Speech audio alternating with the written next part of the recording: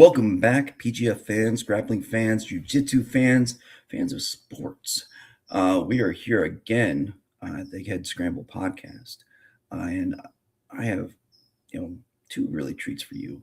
One, somebody we've been wanting to work into, as a co-host on this podcast. Somebody that has the gift of gab. Somebody that knows all about the jiu-jitsu scene. Somebody that, honestly, we would not have the Wolverines without.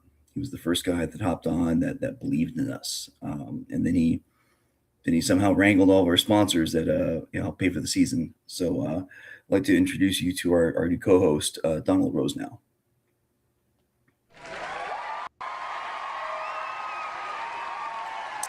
Or the black space that could hypothetically be Donald. Let's see here, buddy. It says camera access not granted. Hold on, let me do this. Let me see if this will fix it. He is here for his jiu-jitsu knowledge, his gift of gab, his ability to sell, not his audio-visual capabilities. That's Hey, can you hear me though? I can hear you. Okay. So funny. It's like I honestly, like 30 seconds ago, all good. He was right. Yeah. Producer CJ, come on, buddy.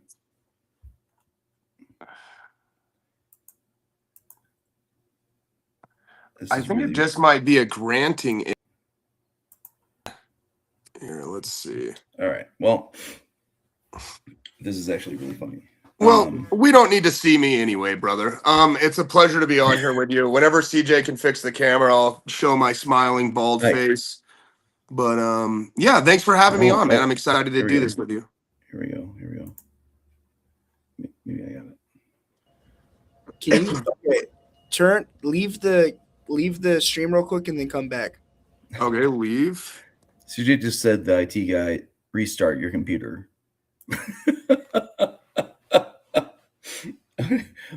Let's see if this will work. I'm sorry, Cody, brother. This is amazing. It's okay. I can be the man in black for this one. There we go. All right. Well, are you on your phone? I am. Do you have a laptop? No. Do you have a desktop? Start a new window. Like exit out of the window, click on the link, open a new window. Okay. Sorry. I mean, this is how we are true professionals here. We we've done this so many times. Hey, there we go. I think we got him. Come on. Ayo. All right. There we go. Okay. So, as promised, Donald is here. Say hello to the peoples. Hey, people. There we go. Exactly the right answer. So really pumped. Again, hey brother, thank you so much. I haven't said enough online and live to the people, but seriously, without you, we would not be here. And without you, I would not be in Colorado in 2 months as you moved me there. So, integral integrity movie. Hey, Egghead, I'm just happy to help, pumped to be a part of this, and just pumped to keep growing and moving forward with you, brother. All right, and excited to have Donald as a part of this, but now we actually have our true special guest, not your specialty, Donald. Do love you, but the man of the hour, the man that we've advertised, Cody Donovan from High Altitude Martial Arts, or HAMA. There he is. What's up? Thanks for having me on. Oh, super excited, man. Super excited. After the PGF draft this last season, CJ and I flew out because obviously I'm still stationed at Camp Pendleton, so close to retirement. Pumped to get back home. And one of the places we had to hit, we knew, was High Altitude Martial Arts, your gym there. And man, the open mat was wild. It's so amazing. It's so welcoming. it's just emblematic of Colorado Jiu-Jitsu, about everyone coming together in such just a beautiful way. So thank you, sir. Yeah, man. That dude, I think you're talking about that Saturday open match, right? Yeah. When you guys came in. Yeah, dude, we've worked hard. It's just every Saturday, everybody's invited. It's great, dude. That's my favorite session by far. And so Donald was telling me, and we'll just go right to the recent news. Might as well hit it up first because it's really cool.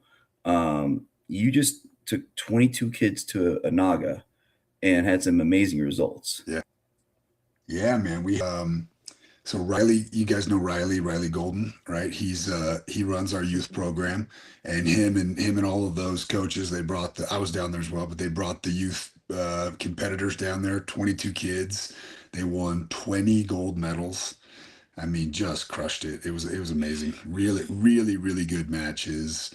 That group's been active, and it's just really cool to watch their skill development. And it was my daughter's first time winning gold. She's 10 years old, and yeah, she had pretty, some tough matches, and won that gold belt. You know how Naga does like the cool little things for the kids. She got one of those little gold mini belts, and yeah, it was cool, man. It was great. I was super nervous during the, cornering her. It felt bigger than just a kids match or something. But yeah, it was pretty special. Yeah, that's huge, man. I mean, Donald and I are both, girl dads as well, and just supporting them and seeing them succeed. Honestly, at everything, and anything they do, when you see that success, it means the world to you. My daughter's, we did her a little bit of jiu-jitsu back in Charlottesville, but she decided she wasn't for her, so she's a volleyball kid, which is like, Cool. it's like football here in SoCal, like Texas football and SoCal volleyball. It's like Friday Night Lights. Everything revolves around these things. But Yeah. man, congrats, just because I know that meant the world to you. I know it, and I can only imagine. It did, dude. And I was cool with how the way she handled it. She was just so cool. She didn't, yeah, she didn't make it too big. She didn't make it too small. She was just like, yeah, got 2 submission finishes, and it's cool, man. Super proud of her. I was telling Donald earlier that the nerves I was feeling right before her competing were on par with like coaching Alistair Overeem in a sold out Russian arena in where were we? St. Petersburg. Like, obviously a much smaller thing, but inside, dude, it felt the same. I was like, pretty cool. Pretty cool. Yeah. Awesome, man. So Donald, hop in here, man. I mean, you know more about Colorado Jiu-Jitsu than I do. So give us some questions, give us your thoughts, man. Oh, I don't even think that we should segue into jiu-jitsu. I think Cody just gave us a nice layup. So being comparable to coaching and cornering Alistair Overeem, will you go ahead and tell us a little bit about that? Yeah. Other fighters you've coached, where you've been with that, your own fighting experience. I mean, there's a treasure trove of information we learned from Cody here. Yeah. I stepped away from fighting in 2014. My body was just trashed. And I think Joe Silva, that was my boss at the UFC, was Joe Silva. And he said that my durability was in question. Right. And I got cut. He gave me the option to go, I could go win 3 fights and get back, or I could move on. And they were pretty gracious to me. They didn't say I got cut. They said I retired, which was cool. That was kind of a little favor to me. And then, man, I went right into coaching. Back then, we were at the Muscle Farm facility. That's where Elevation Fight Team. We had that special deal with them, and it was a pretty sweet gig, man. All of the coaches were getting paid salaries, and then we just had this squad of fighters, and you know how that goes. Like if you have a good room, it attracts more. You know what I'm saying? So it didn't take long before our entire coaching staff was very busy. Yeah, so. Where was this, Cody? That was in Denver. The Muscle Farm facility Okay. was in Stapleton, and Leister Bowling arranged all that. So Leister Bowling was one of the founders of Elevation Fight Team. He was my wrestling coach when I was fighting. Him, Elliot Marshall, a couple other guys, kind of they put that whole thing together. And yeah, man, it was a sweet deal. I don't know if you ever saw that facility, but it was incredible. You know, this just massive warehouse, free supplements. I mean, it was crazy. It was crazy. Um, yeah, so just got into coaching there. I guess that if I was going to lead into Alistair, I would say while at Muscle Farm, I was coaching a guy named Boyan who was fighting in the UFC. Boyan was a phenomenal fighter, and Boyan had a fight in Zagreb, Croatia, and that night Curtis Blades fought Francis Ngannou. Right, Curtis's first fight in the UFC. So I met Curtis Blades out there. He ended up moving to Denver, and we started coaching him. And Wow. up to this point, I think I've done about 20 fights with Curtis, but one of those fights was Alistair Overeem. And obviously we whooped Alistair's ass that night, but Alistair came immediately to us. He called and he was like, "Yo, I'm switching teams. I'm coming to Denver." And that was a hell of an experience, man. I did 7 fights with Alistair and almost had some like I almost felt like a fraud a little bit, bro. Like when I was coming up and fighting, I remember like looking up to Alistair. Dude, I was a nighttime security guard at the hospital and I almost got fired from that job because we snuck into this doctor's office and got the internet turned on and we were watching Alistair fight live in Japan. And then Yeah. you fast forward and I'm his head coach. It just like I had some like I would have these moments of imposter syndrome, but I also would have these moments where I'm like, dude, I know my shit. Like, you know, when we're out there coaching against the top coaches, I know we're good. I know we know our shit. But yeah, coaching Alistair was a really special thing. You get these little. It was a short. It was just this little short window, man. But it was beautiful. I was really glad I got to experience that. It's so wild, man. I mean, so like, here's a funny tie-in. Maybe interesting, maybe not. CJ's grandfather, my father-in-law, was the lead developer for the Stapleton project, developing that old Stapleton Okay. airport into like what it is now. Okay. So it's just a weird tie-in when you say that word. That Yeah. means something to me. It's like, oh my god, wow. And I didn't get to see it. That's a cool area, bro. If Yeah. when you're in Colorado, go check that out. They did an incredible job, man. They turned that old airport into a pretty happening place. Yeah, that's where Yes. Muscle Farm was. They bought this big warehouse and we felt so cool. We'd come up to the wall. We had our own little passcodes to get in the door and I mean, it was just on another level, man. But like a lot of things, maybe you don't know how great it is until it's gone. Like that relationship moved on and we took the fight team and moved it back into our gyms. And that was great too. That fight team kind of hopped around from gym to gym and um yeah, a lot of great experiences, a lot of great memories out of that. I mean, look for me like I wasn't a great fighter by any means but I got the experience of being on or being part of multiple professional fight teams when they were the number one team in the world, right? Like I trained at Jackson's MMA when it was Jackson's. I trained at TriStar when GSP was the reigning champ. I trained at Grudge, the Grudge back in the day when I mean there was a good year there where Grudge was unstoppable. And then being a coach with the Elevation Fight Team, it's a lot of yeah, I don't know, just a lot of blessings, man. I don't know how much I had to do with any of that, but I was in the room, and what a cool thing to be a part of. You know what I'm saying? Well, it sounds like I mean, you've coached and cornered a who's who of UFC fighters and promotions beyond. Yeah. Do you have any particular moment that stands out to you, like just as like an incredible memory or something?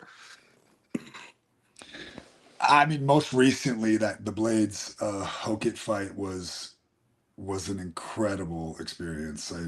What a banger! Dude, it was wild, man, and just a really special thing to be a part of. Those kind of fights are rare, obviously, right? And you don't necessarily want your guy to go get in those wars. We only get so many of those, but when they happen and you're part of it, it feels like you are just on the tip of the needle. I mean, the whole world was talking about that fight, and that was my personal experience. I was there. I fist bumped Donald Trump that night. He was sitting right behind me. You know what I mean? I mean, it was an intense night, and yeah, super proud of Curtis. Just what an intense one. If I had to pick, oh man, I've had so many. The UFC has blessed me so much, man. We've just been all over the place, but yeah, that Curtis one was pretty special. You know what? Outside of the UFC, there was you guys familiar with Karate Combat League? Yeah. Sure. So I had a heavyweight named Zach who he was in their heavyweight tournament, and dude, that was an intense experience, man. Watching him fight multiple people in one night, just the way the damage of the fights was like adding up. They brought him in because they didn't think he was gonna. They didn't know. They didn't know what we knew. They thought that he was gonna go in there and get served up. He goes in there and knocks out their number one seeded guy in the first round. Oh yeah. And just, I mean, that was just like, it felt like we were in the movie Bloodsport or something. So I think if I had more time to think about it, I might come up with something better. But I think that tournament was insane, dude. Just to be part of that, and this is Karate Combat League. It's kind of, the league's not, is what it is, but crazy, Well, maybe we Yeah. should back up a little bit, though. Sure, I mean, sure. because obviously you've been to the heights of all martial arts. How did martial arts start for you? Yeah. So I saw Hoist Gracie on a VHS tape, like a lot of us did, right? We went to Hollywood Video and we got this VHS tape, and we had to hide it, dude. We because if my buddy's parents knew we were watching this, human cockfighting, we were Yep. gonna get in trouble or something, man. So we were like watching it in his basement. This is like 1994.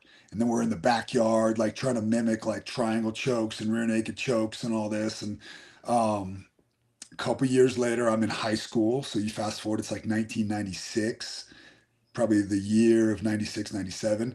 And there are two guys at my high school who are blue belts, like legit blue belts in Gracie Jiu-Jitsu, which is what it was called back then, right? And you got to figure in like 96 in Colorado, you have David Ruiz and Amal Easton. Those are your only connections to jiu-jitsu. There isn't anything else, right? Amal's a purple belt all the way up in Boulder, and David Ruiz is a purple belt in Littleton, right? Um, so I get a little bit of access a couple times a week to some of his guys, and I would say that's when I started training jiu-jitsu. Obviously we were just like we were learning triangle chokes and rear naked chokes and a little bit of positional awareness or something, but then like 99-ish, I have a job now and I can drive over there. So I'm driving to Colorado Brazilian Jiu-Jitsu. It was David Ruiz and it was a guy named Brad Gum. And at this point, Dave's a brown belt, Brad's a purple belt. And you got to understand, like, purple belts might be a dime a dozen now, but dude, back then, a purple belt was like a unicorn. Like, they did, I was like, that guy's a purple belt, right? And um, yeah, so I trained with those guys for a while. I took a long break in college, probably about 2.5 years. I didn't train any jujitsu, and I was living up in Boulder and just kind of lost in that whole scene, drinking too much and having fun. And I had like a serious girlfriend and all this.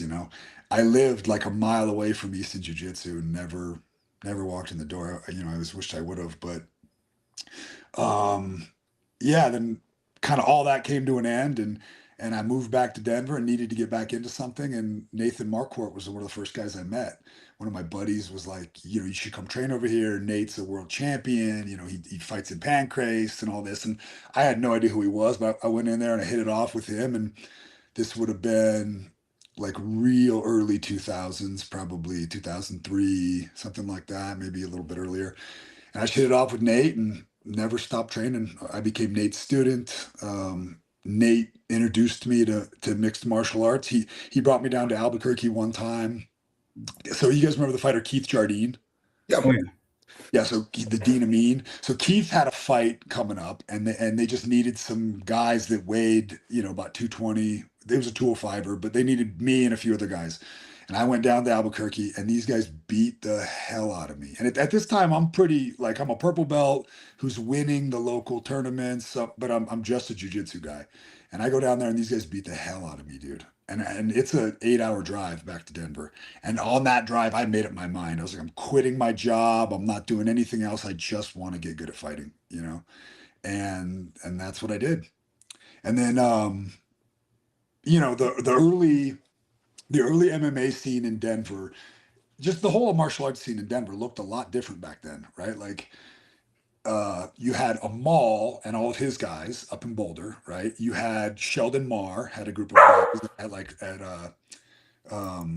Grappler's Edge, right? And then you had Nate Marquardt and his guys. Well, all of these teams came together around a guy named Trevor Whitman, right? Because Trevor was like this legit striking coach. So you got Dwayne Ludwig, Elliot Marshall, Tyler Toner, those guys are coming down from Boulder, and then you got like me, Christian Allen, a bunch of these guys coming with Nate, and it was the beginning of this fight team, right? This little fight team out of a boxing gym called T's KO, and that little room, and you know, maybe I'll send you guys some pictures of that later, but that little room of about 10 guys, you know, through Nathan Marquardt, we created this relationship with Jacksons and this relationship with TriStar, and dude, I had no idea how good I had it. Like I thought that everybody that was learning MMA was training with these great MMA fighters. I mean, some of my first training partners were like literally Rashad Evans and these guys who were just absolute legends, you know? And yeah, and I got to train under these really great minds.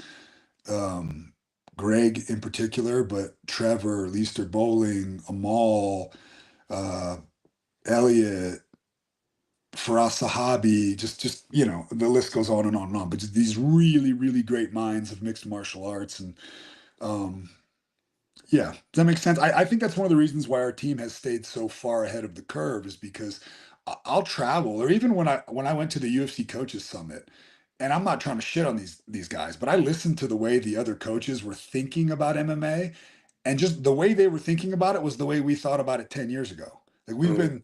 we've just been so far ahead. And, you know, like let's take leg riding, for instance. We were leg riding.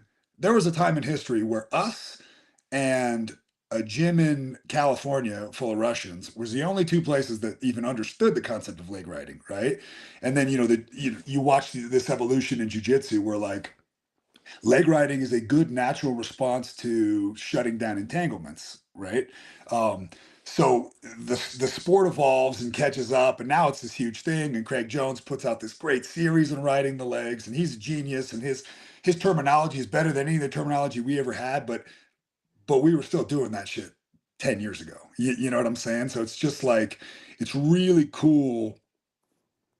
Just the blessings that came along on that journey. Does that make sense? Oh, Um, absolutely.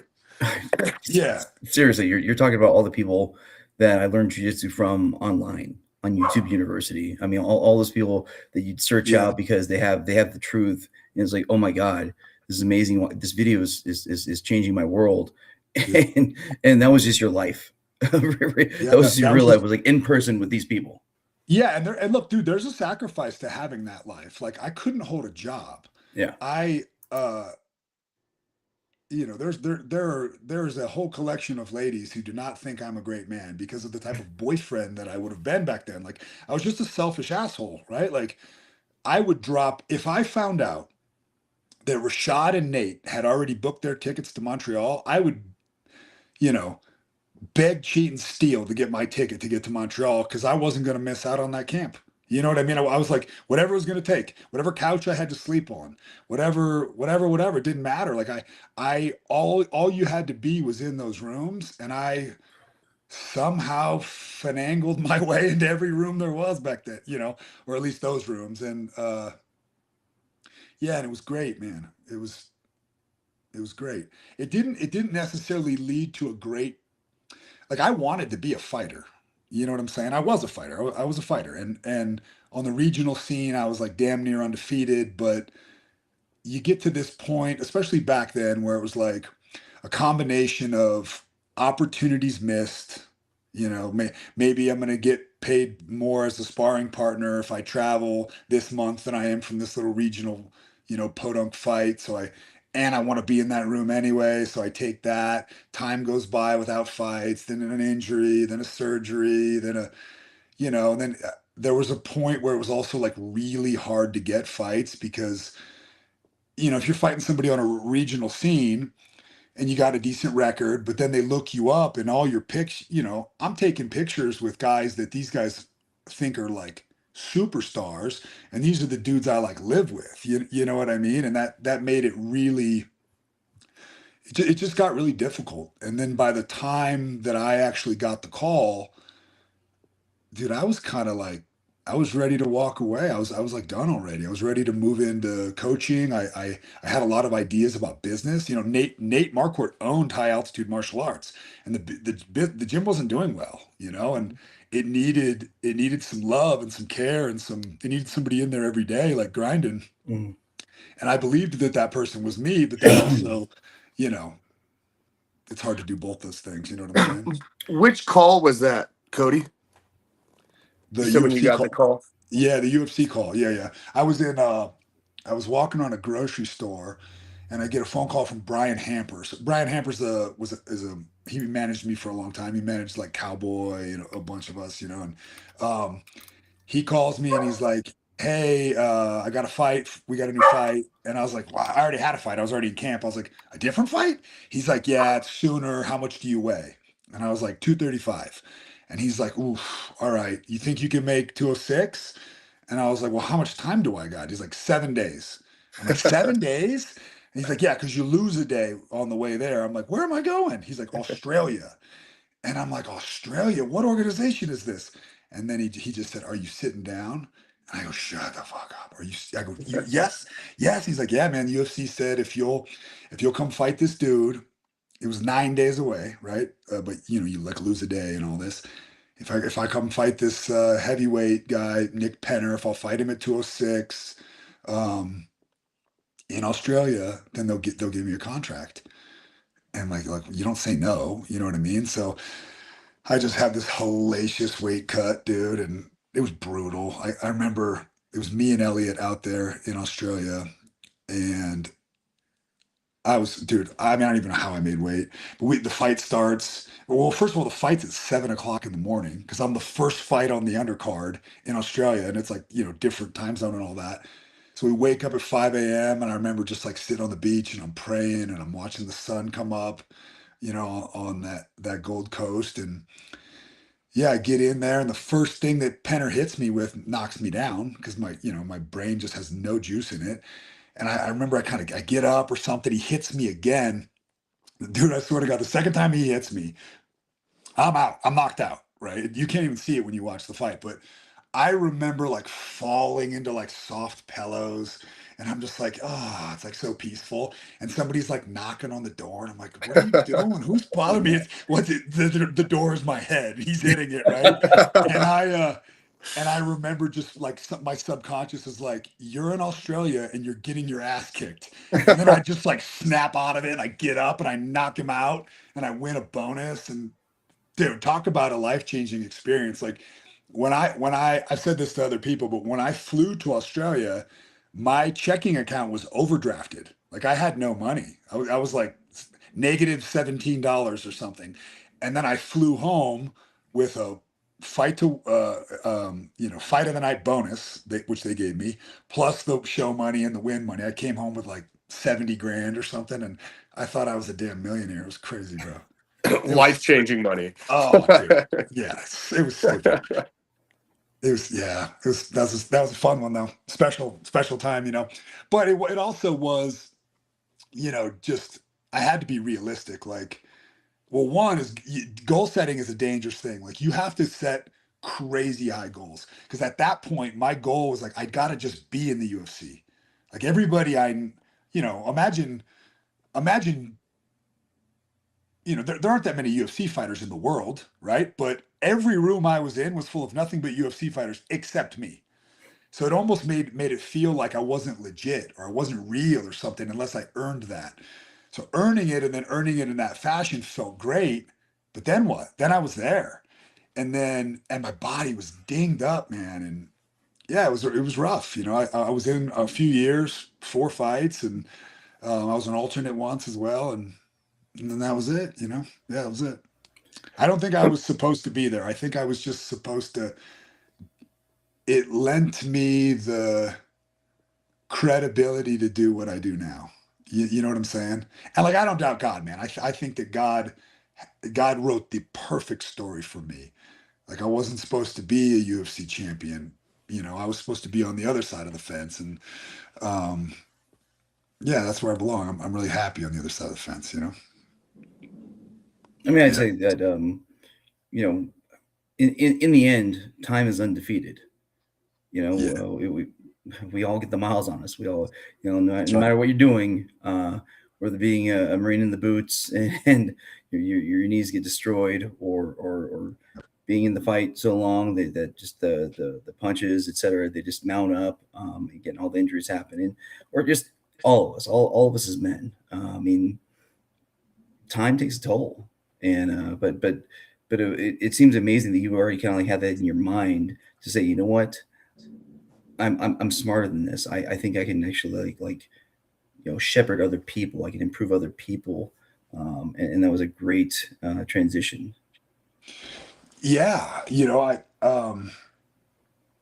I love coaching. I love coaching, right? And um, all of the mistakes that I made, and there were a ton, you know. I mean, I still make a ton of mistakes, but those mistakes, if they just stay mistakes, that sucks, man. But if I can take those and turn them into these lessons that take these other young men, like let's say Curtis Blades, for instance, right?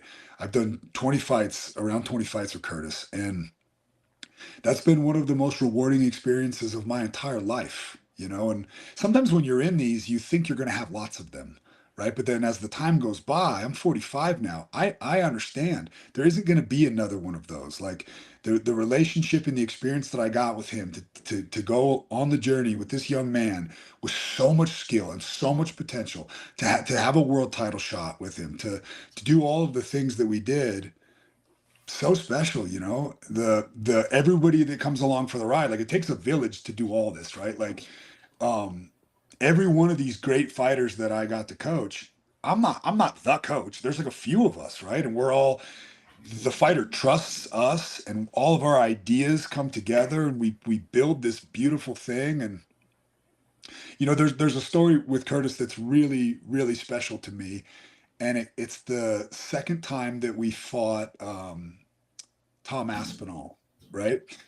We fought him in for a title, right, in Manchester, and it was a short night. We didn't get to showcase anything, right? Curtis got clipped, fell to his belly, was kind of rocked, got up weird. Uh, Aspinall was on him. I'd say there's an argument that it was an early stoppage, but whatever, it is what it is, right? Um, that was it. And to me, I knew what we had produced that camp, like what as a coaching team, I knew the version of Curtis that we had been able to create. You know, wake up, tweak. It's like a uh, yeah, whatever, right? Like, you never know what you're going to get. And what we had that camp was so awesome. Everybody did their job. Everybody put the work in. Nobody took a shortcut. No corners were cut at all. And we had this like beautiful instrument of violence. And then guess what? Nobody got to see it. It was like, it's like painting a masterpiece, and then before you show it to anybody, you just light it on fire. That's what it felt like. It was insane, dude. I've had that experience a few times, but that one in particular, it just showed me how special it is. Like, there's like five of us that know what happened that night or that morning, and what, you know, the full story, what we had and how special it was. And yeah, you know, the coaching career is just full of those moments. You know what I mean? Yeah, Donald. yeah. I don't even know where I'm going. I don't know where I'm going with that, but yeah, that's yeah. No, I thought that was really awesome, and thank you so much for sharing that with us. I had a question I was just curious about as well to see what your take is on it. It's how has your perspective of fighting changed from when you were an active fighter to now being on the other side of the fence as a coach? Yeah, I see it a lot. I see it through a different. It's a lot simpler to me, right? So one of the things that we've done, me and Vinny Lopez and a few of these other coaches, is we have worked really hard at building an MMA system that simplifies MMA, right? Like I don't look at I don't look at it as this big complicated thing. Like when I was fighting, it was like I had my wrestling, I had my ground game, I had my striking. It was like these separate things, and it was up to me to put them together. And we've developed a system that is where based, like where, when, what, right? And we measure where through range, angle, and level. And I believe that those are the only three factors that change in regards to where. And it doesn't matter if it's stand up, if it's on the floor, if it's on the wall. Oftentimes where determines the weapons, right? So your weapons are determined by range, not by position, right? So you can list every jujitsu position there is, and I'm going to ask you what that range is. And once we define range, and let's say we use range as a term of measurement from trunk to trunk, how much space is in between my trunk and your trunk, that's going to determine your weapons, right? So that becomes a really beautiful thing because no matter where we go, standing up on the floor, against the wall, whatever, there's going to be this commonality. You're going to share these weapons, right? So um, that's the big thing for me is MMA is it's just so much simpler. Like I get to work with some like Navy SEALs and some Green Berets and some Air Marshals, and I teach them versions of this system that's like for them. So it's not MMA, but it's fighting for them, and it's the same thing. It's like it's just so much simpler to me now than it was back then. And I don't know. I think that's just a natural process of. I think that's what happens with your life's work, right? You think about something long enough, you put enough time in, you keep connecting the dots, and it eventually, that's what happens. To the point where now we get fighters who visit us from far away, and they'll seek me out for wall fighting, and I will level up their wall fighting in a month. I'm confident. I will, especially if you have a wrestling background, a grappling background, something like that. I can teach you how to wall fight with the very best of them in short time because it's not complicated. I don't know. Does that make sense? So it's just all getting a lot simpler to me. Plus, it's a unique sport now, right? It's not back then.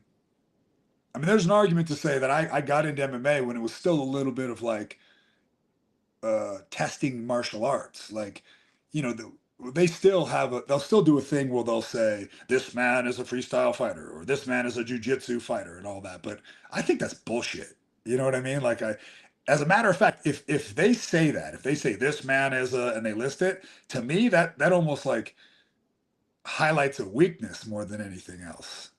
You know what I mean? It just sounds like so many times I've heard about like black belts, like people, they start out with like the basics type of things, like you said, the triangle, the armbar, etc. And as you build up your belts, you learn so many different techniques, and then you hit that black belt, and now you're back to the armbar and triangle. Just really wickedly good and knowing exactly when to use them and just like understanding it all. So it's like you said, so it becomes almost simple because you've just seen it so much, like the clouds part, and you see this guy for what it is. And JB, one of our biggest fans and supporters here, is like, I'm with you, JB. You need to, holy crap, Cody, you need to write a book, man. Whether it be like freaking, get somebody as a ghost author or whatever, man. But holy Jiminy, this is amazing. That'd be fun. Yeah, that'd be fun. That'd be fun.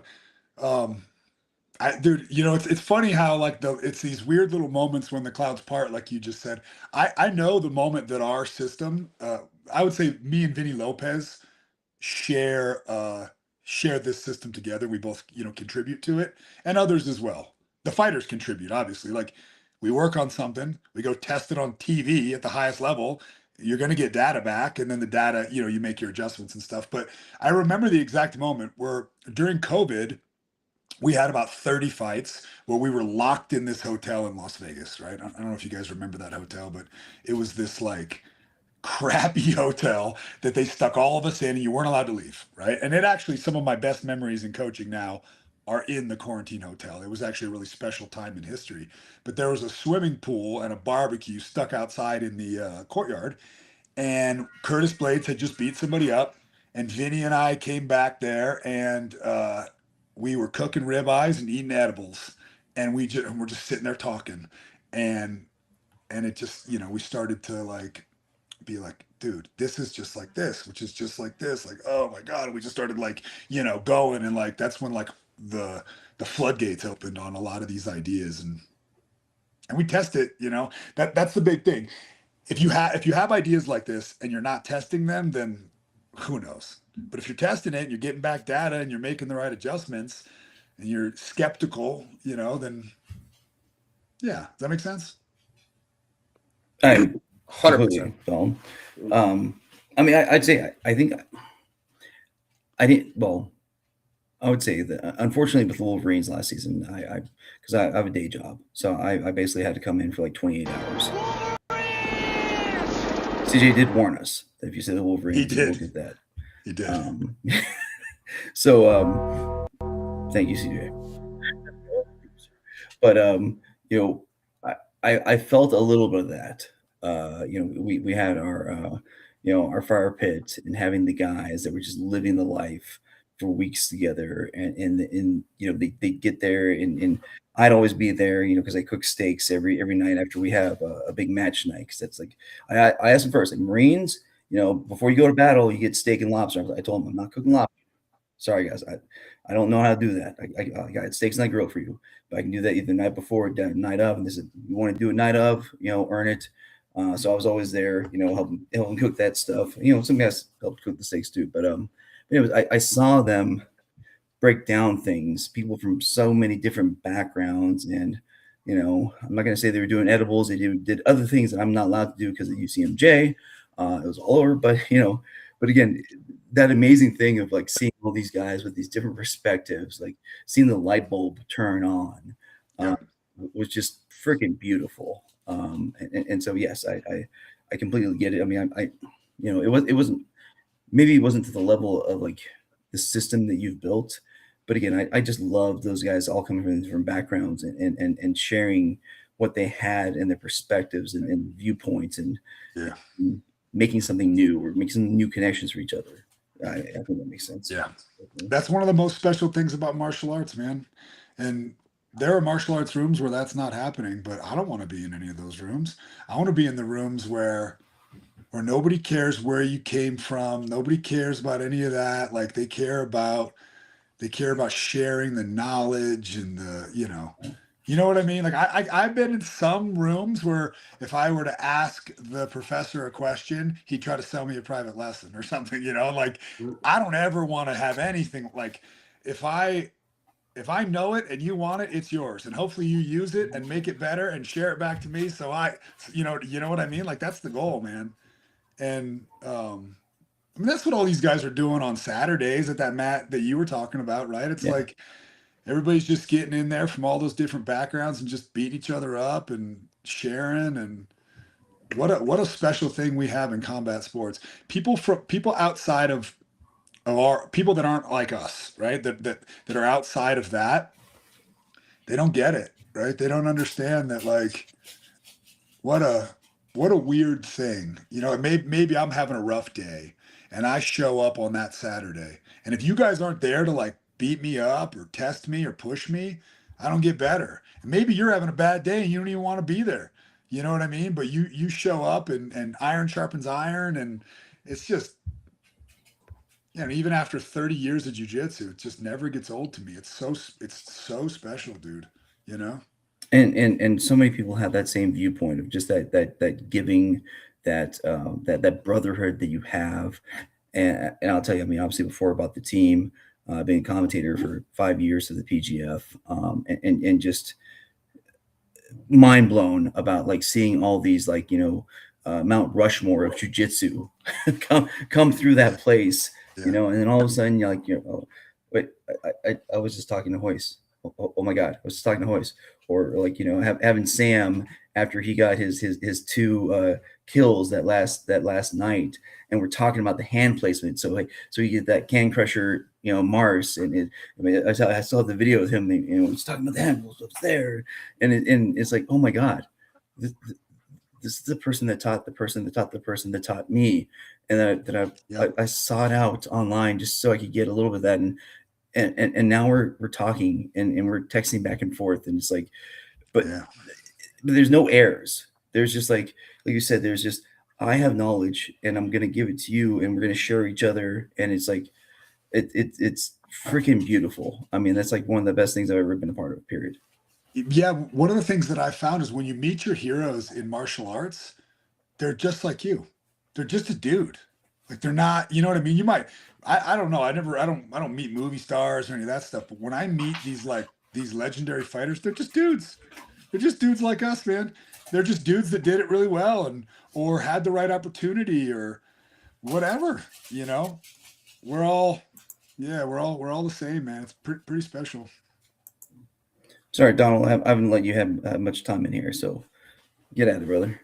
Oh no, man, I've just been enjoying the conversation. And Cody, that was pure gold, even just for jujitsu. I love the thing you were talking about, range. And then of course my ADHD mind started going off. I was like, well, wait, that makes a lot of sense. I could use these moves from here and these moves from here. I mean, it's just fascinating stuff, man. And I just totally agree on the stuff we're talking about. Like, I've never went to a high altitude martial arts open mat and left in a bad mood. Yeah. It's good. It's fun, right? Yeah, 100%. And I've also never left worse at jujitsu, and most of the time the inverse is true. It's such a great community center, and it was something I was talking to Egghead about. And that's a good pivot for us going towards the whole jujitsu thing we're going to talk about, your gym, the Colorado Wolverines. But as Hama really being a hub for the community, man. I mean, it's by far, I'd say, probably the largest open mat in the city. I mean, probably very few other contenders, but I mean, just the vast amount of people that you get from all over the state that come down to it, and the information that's shared, and for being known for having such tough MMA fighters, it's not a room you're going to go in and get injured either. People are smart. They're not generally training with an ego, per se. People are in there training to get better. And I mean, I that's cool. think Nate Marquardt hasn't been around high altitude for a long time, right? I bought him out in 2014, and I don't think he's ever been back. But there are still like ghosts of him in the room, and that's one of them, right? Is like lions don't have to tell everyone they're a lion. Like you don't have to have some chip on your shoulder, some attitude, and the real ones in that I like. Every once in a while you're gonna have some rough dudes, but all the real ones that I ever met were great training partners, right? George St. Pierre was a good training partner. George St. Pierre was a good dude. George St. Pierre stayed late and helped people. George St. Pierre learned people's names. You know what I'm saying? Like there were some of those early role models. I hope that high altitude never changes. And high altitude's had some ups and downs, dude. Like there's been some partners I had to split with, instructors I loved that I had to cut loose. I mean, the martial arts community, and there are things that happen, especially right now in jujitsu gyms, misconduct with ladies, things like that. And like you got to be a real, like I have to like I got to watch. I have to keep a constant eye on the culture. And then what a strange thing that becomes, right? Like you first start martial arts, all you want to do is learn martial arts. You want to learn moves. You want to be good at martial arts. Then you reach this point where you're like a practitioner, right? You're out there using it. You're like putting it on people, right? And then you become a coach, and your job is to like foster the youngsters and bring the best out of the knights to make sure that they're razor sharp and that they, you know, believe in themselves and help them understand all their tools. But I'm finding there's even this other level where you're like, now my job is to like foster the community in which all of that is going to take place. And that I don't know that I necessarily signed up for that. You know what I'm saying? That's what it is now, dude. And I've had to make, I mean, I don't want to get into any details, but just in the last few years, I've had to make some very tough choices. and like burn some bridges and hurt some people to be like, dude, you don't get to be here anymore. And because that room and that community is so important to me, and it's bigger than me. It doesn't belong to me. It's not mine. It's like there's 1,000 people in there, man. Like, you know what I'm saying? And it's like, it's tough, dude. Yeah. I can't say that I necessarily enjoy that part of it, but I believe it's like a serious responsibility, and I don't know who else is going to do it. Does that make sense? It's essential. Yep, it makes a lot of sense. Brandon McCatherine, the commissioner, says this all the time. I think it's Pete Drucker. I think that's his name, is the guy that came up with this quote, but it's culture eats strategy for breakfast. And Brandon loves that. And it's true. I mean, I've said a lot of business and leadership, just being a leader in the Marine Corps. And it's 100% right. I mean, like you said, you didn't think you're signing up for that.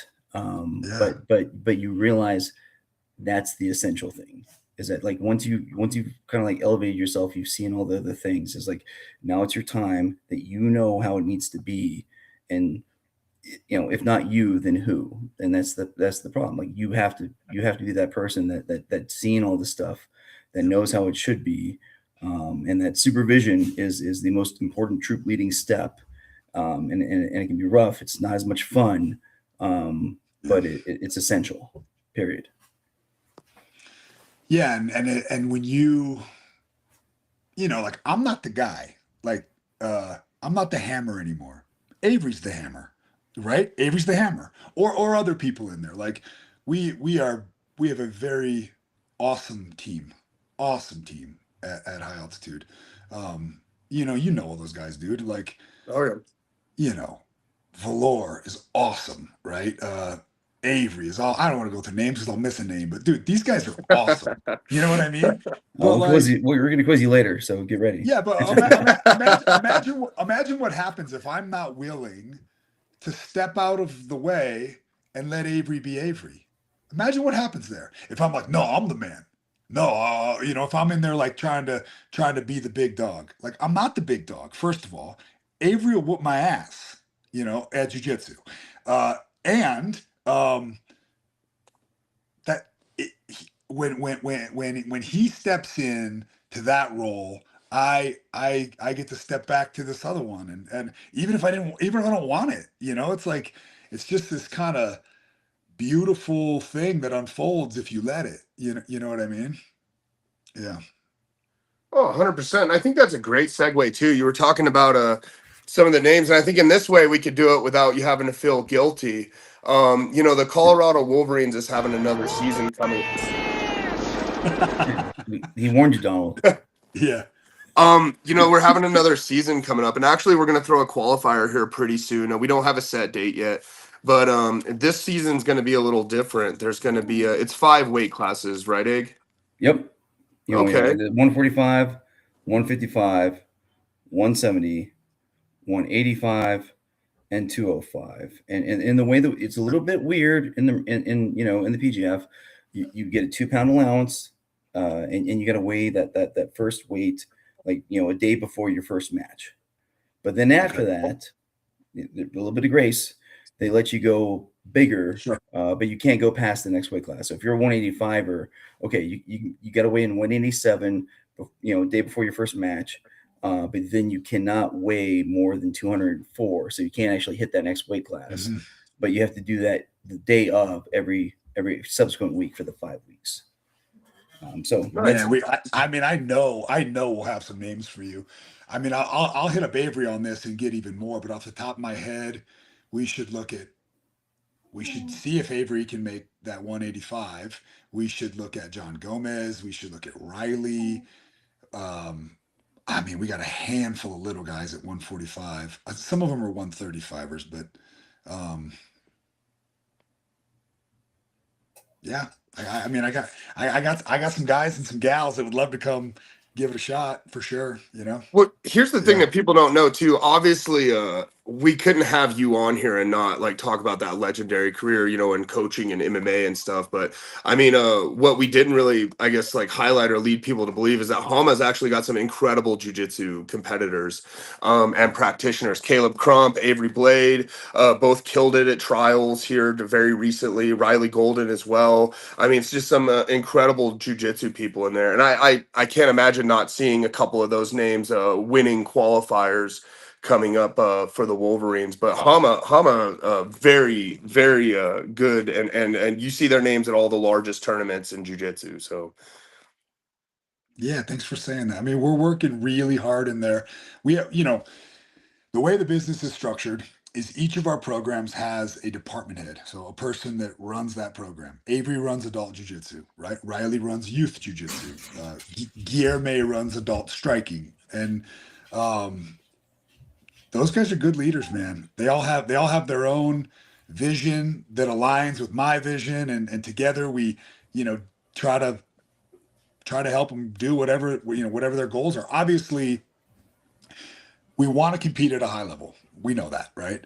I believe in the gym business. If you want to have a successful gym business, it's like 90-10. It's like 10% competitors, 90% um, martial arts for lifestyle, right? Like lifelong students who are enriching their lives through the studying of martial arts, right? Which is a beautiful thing, and has like, you know, let's say if we're listing the benefits, let's say there's 100 benefits there, where the benefits of competing is competing, you know.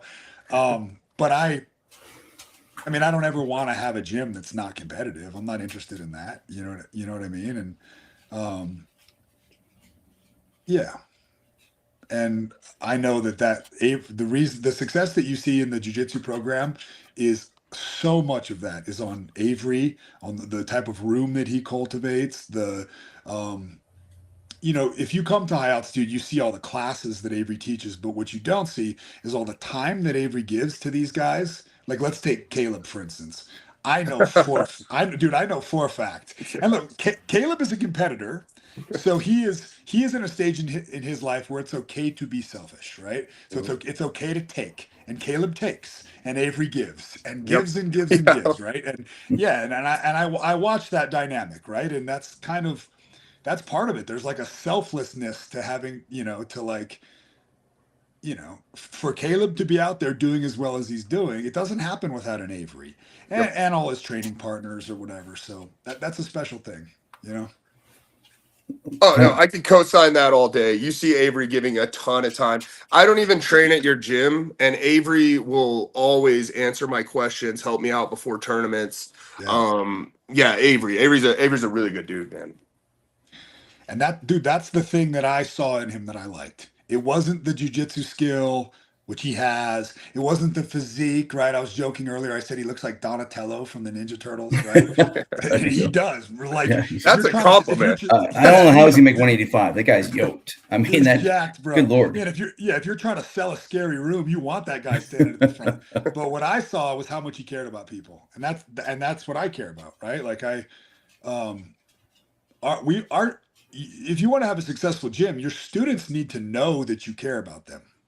I mean, that's it, right? They need to know that you care about them. You also have to have good jujitsu. You also have to be a good teacher. You also have to have stage presence and charisma and be able to carry a room. But number one, they better know that you care about them, you know, and Yep. and nobody ever questions that around him. People know, you know. Cody, I love it. I mean, like that's like a tagline I've had for a long time that caring is the 70% solution.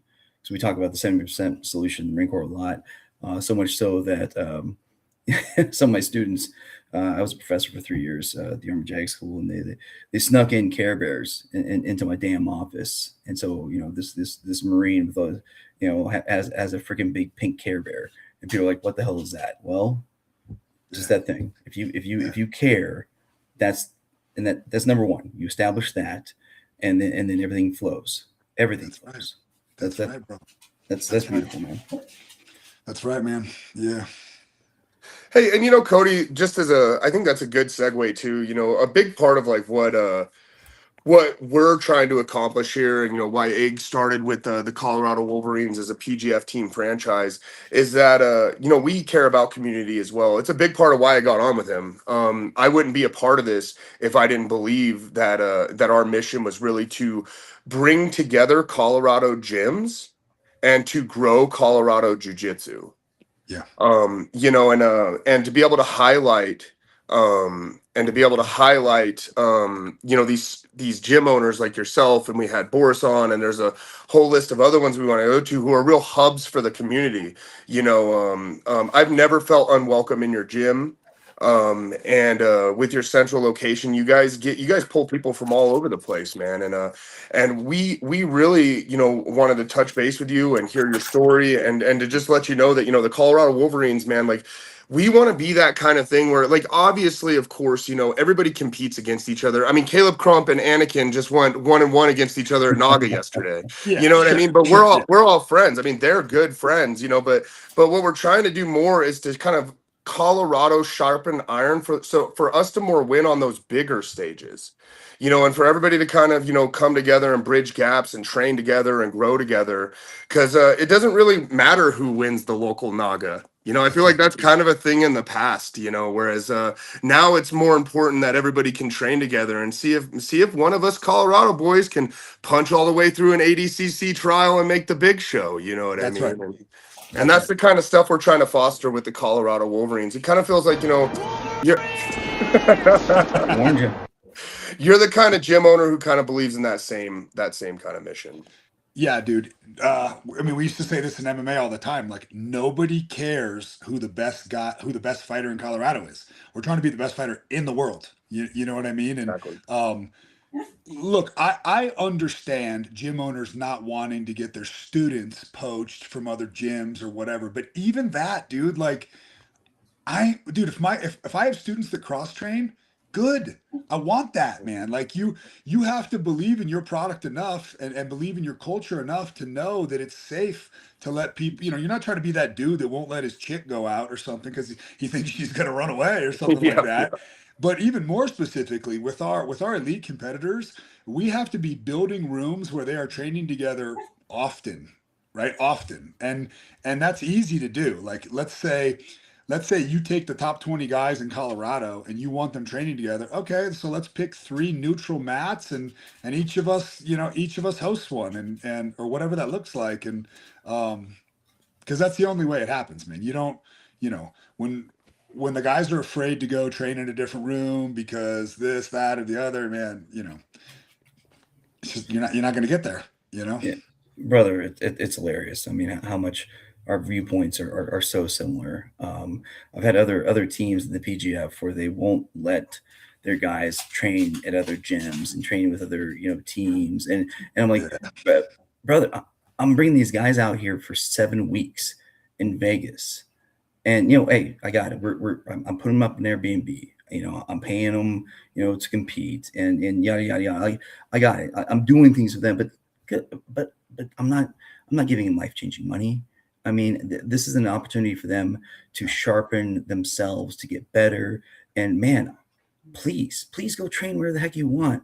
Go to 10th Planet Las Vegas, and like, good Lord, learn from Andy and Casey Hallstead. I mean, go wherever you want in this place, because as you said, you're just going to bring it back, and you're just going to make everyone else better.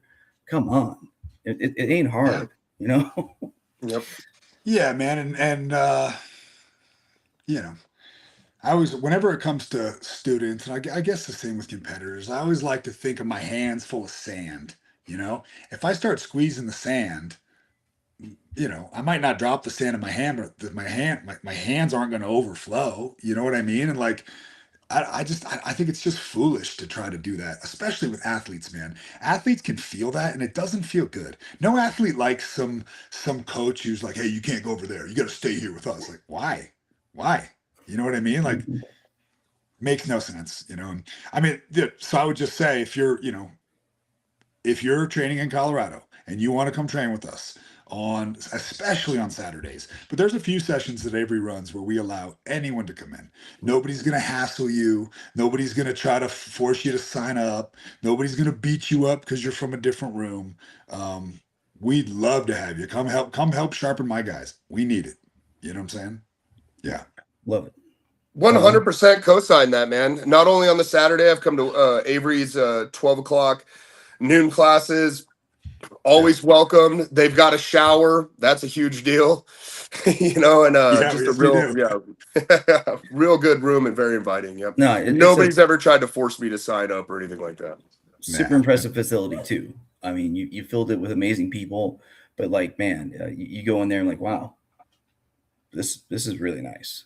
I mean, obviously I've been all over like you. Well, not I've been in all the places you have, but I've been in lots of places in this country, and I'm going to say that your facilities, top notch, 100%. Thanks. And I would just say this one more time. Like, I wish I could take credit for all that, but the staff that we have, the team that we have, my wife, dude, my wife does everything behind the scenes. Like, place doesn't exist without her, right? So all of those people, they make that place that special. The students, the community, even the visitors, man, the visitors that come and have the right attitude and are cool. Like, I wish I could take credit for that. I definitely am watching over it, and I take that responsibility very seriously, whether I enjoy it or not. But I can't take credit for how cool it is, man. It's all of them. I swear it is. Egg, did you have anything else? No, I was going to say that's huge, and again, that shows the quality individual you are. That you spread the goodwill and the appreciation, and again, that's speaks highly of you, Cody. I'm looking really forward to getting out to Colorado when Donald moves me out there in July once I retire. Shout out Integrity Moving. There we go. Shout out Integrity Moving. Gonna be handling the Egghead's household. So we can finally get home after 20 years. But I'm really looking forward to really getting to know you more. Again, you've been freaking amazing, and I'm so excited to get to know you. Are there any? Maybe we should start asking this, because we're doing a gym owner series. Because as Donald said, our touchstone for the Wolverines is he's gonna hit me with it in like 2 seconds. He likes to do the Shatner pause and then mess with me. I know you are, CJ. I know it. He's giggling behind us. I know it. But anyways, so our touchstone is elevating Colorado athletes, spotlighting the Colorado gyms and the Colorado businesses. I mean, that's as long as we always come back to that as the heart of things, we will not go wrong.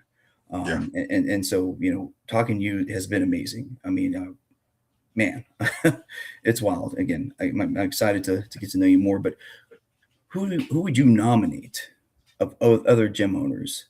You're the third we've had on here, but who's the next couple we should have on that you think?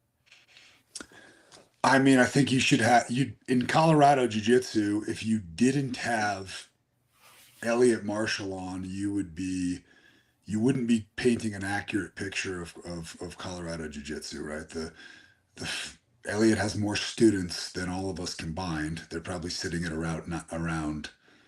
I mean, if I was just guessing, I'd say they have 10,000 students or something. But and some strong competitors, and they're out there making a big difference in the community with martial arts. So if I was going to highlight a guy and recommend a person, also just a man that I've learned a ton from in the martial arts business, high altitude martial arts would not exist the way it is today without Easton Training Centers. There is no way around that, right? We had a long relationship with them. I learned so much of the way I do business was learned from them, and I would highlight Elliot, man. He'd be a great guest. He speaks well, and he's a wealth of knowledge, and he was along for that whole journey that I just talked about. I mean, I'd go with Elliot.